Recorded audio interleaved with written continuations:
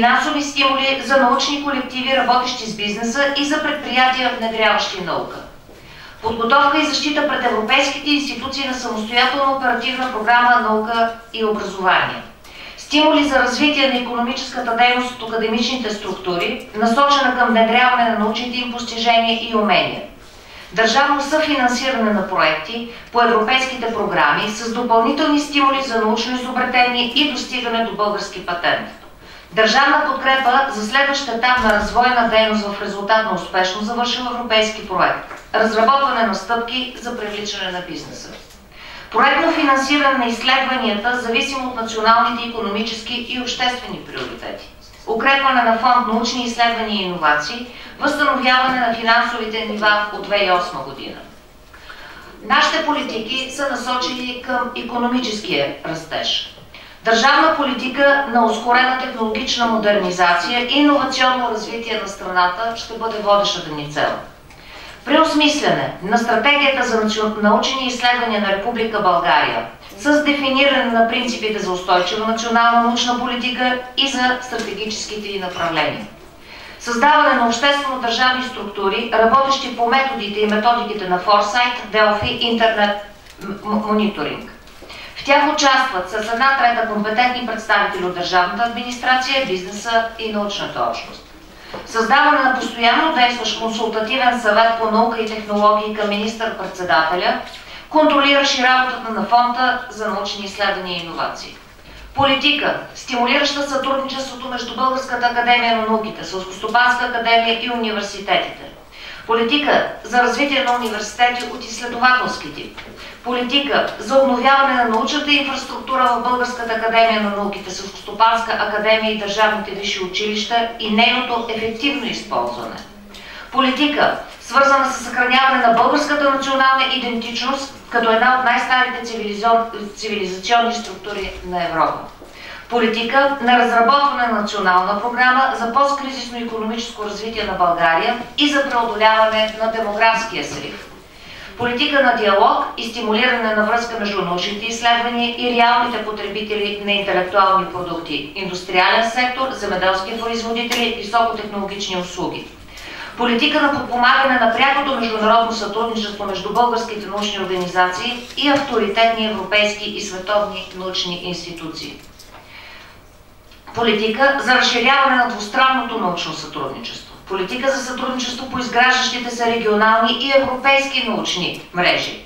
Политика на стимулиране на научния обем с държавите от Балканския полуостров, както и политика на сътрудничество и научен обмен с държавите по линия на Черноморското сътрудничество. Определен акцент поставяме, и той е изключително важен, за нов социален и обществен статут на учения. Въвеждане на единни държавни критерии за научна кариера и създаване на национален регулаторен орган, контролиращ спазването им. Програми за разширяване обмена на учени, преподаватели и студенти от български научни институти и университети със съответните институти и университети в чужбина. Привличане на изявени български и чуждестранни учени чрез целево финансиране за създаване на ръководени от тях лаборатории в институти или университети. Съвместно с общинските, университетските и научни ръководства, разработване и приемане на дългосрочна програма за решаване на социално-битовите, особено на жилищните проблеми, на младите преподаватели и учените. Разработване и въвеждане на система за базови заплати в публичните научни организации БАН, Селскостопанска академия, държавните висши училища. Увеличаване на стипендиите на докторантите на 750 лева, както и определяне на стипендии за постдок с уточняване на статута.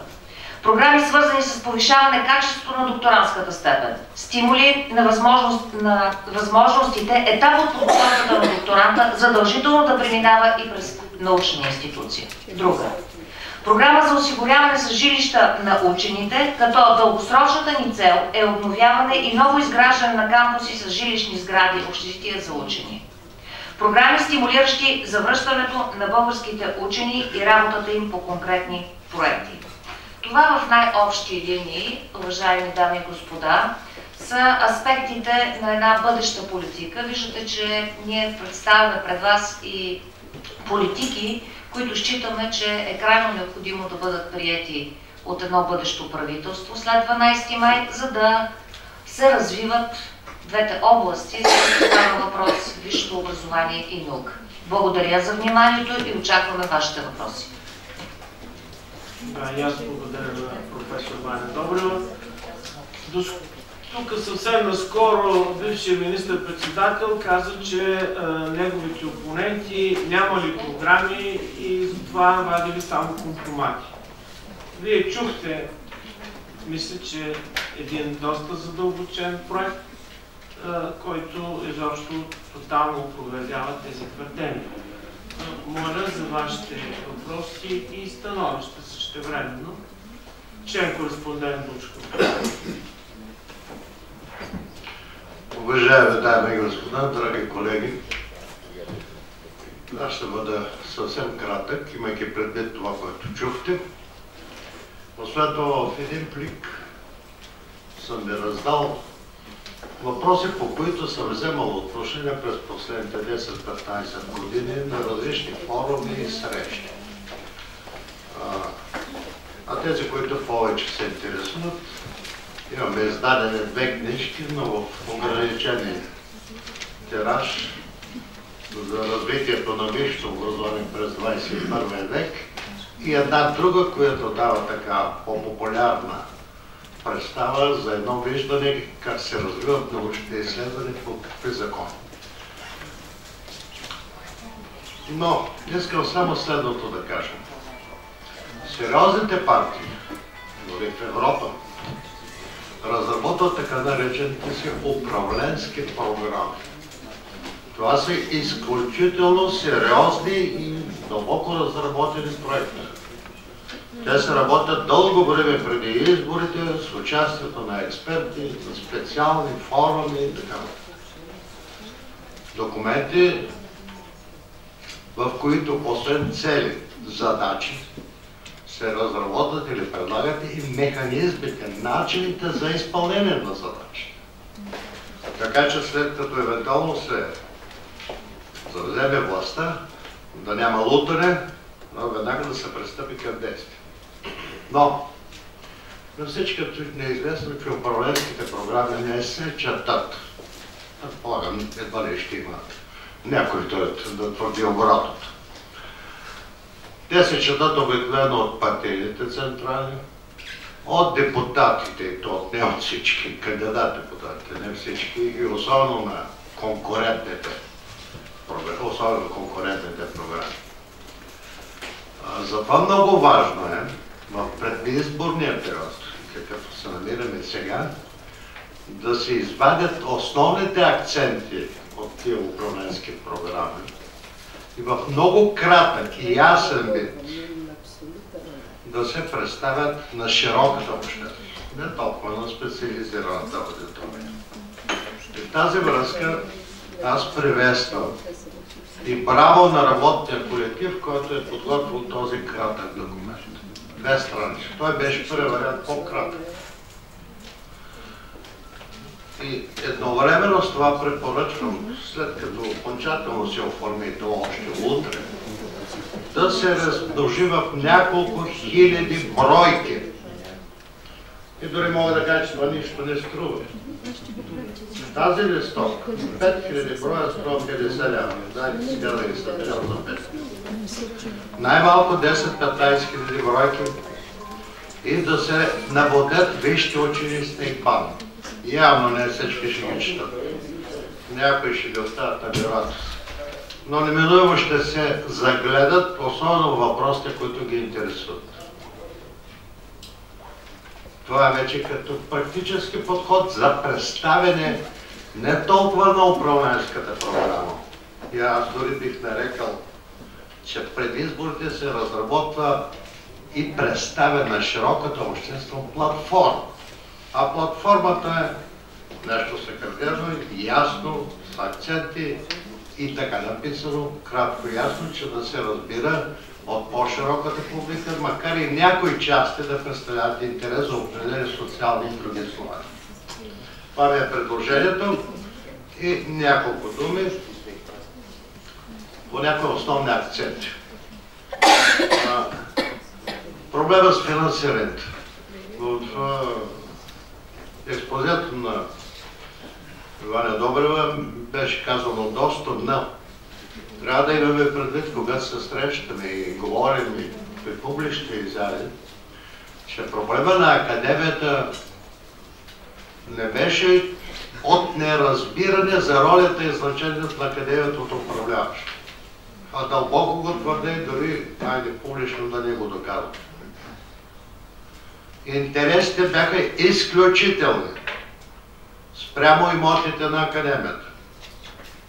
Второ, дори среди в самата академия, отделни личности, особено ние, които току-що са напуснали, имаха сериозни интереси да откъснат лаборатория и някои други звена и да създадат собствени изследователски, както искате ги наречете, финансирани от неизвестни фондове да развият по-нататък частна дейност. Нека да развият, няма нищо против. И пликът, аз съм приложил накрая, как стана безвъзмездното предоставяне на държавен имот на нов български университет. Дори държавните висши училища нямат право да използват и управляват този имот така, както искат или могат, без да се образяват с някакви изисквания. А тук държавен имот беше предоставен на частна институция, на частна,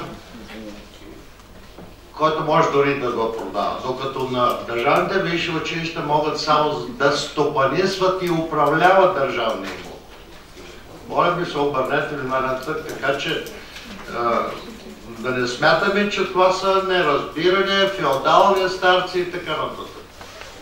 Дори и личности мога да споделя, но послушват по телефоните, които имаха интереси от това, което ви казвам.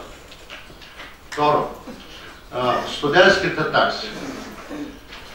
Аз съм привърженик, като дори участвах в тази формулировка. Запазване на сегашните студентски такси по време на мандата. С изключение на тези, ако проверите, в някои специалности, които са толкова високи, че стават недостъпни за нискодоходните и социално слабите групи. Те трябва сериозно да се понижат и да се спазва принципа, за който става въпрос. Равен достъп до образование съгласно Конституцията на всички български. Трето, заплатите на учените и научните работи. Тук трябва сериозен диалог с икономисти и финансисти, който съм го имал десетилетия наред. Ние все още ръбуваме на принципа основна заплата за длъжност и след това почват за доктор, за кандидат, за не знам като друг доход. Длъжност, това е правото и възможност на Министерския съвет, трябва да направи за държавните висши училища, говоря, щатна таблица с основни базови заплати, в които да включват тези критерии и показатели. В плика съм приложил как е долу, не твърде, че точно това. Нямам никакви претенции за казани истини от последна инстанция. Стане въпрос за промяна на статута на търговското дружество студентски общежития Израил. Имаме вече примера с здравеопазване, търговските дружества, болници. Още на времето професор, философ наш, Николай Василев, който не разбира от икономика, го подведаха там някои лица и тогава създадаха на базата на търговски принципи студентски столови общежития. Сега горе-долу статута и се подчинява на практика на правилата на търговския закон. И някои други неща. Затова приложил съм в плика най-накрая един член и една алинея от търговския закон, където изрично е подчертано, че държавата може да създава предприятие, т.е. фирма с горе-долу, с специфичен статут и така нататък функции. Със закон обаче.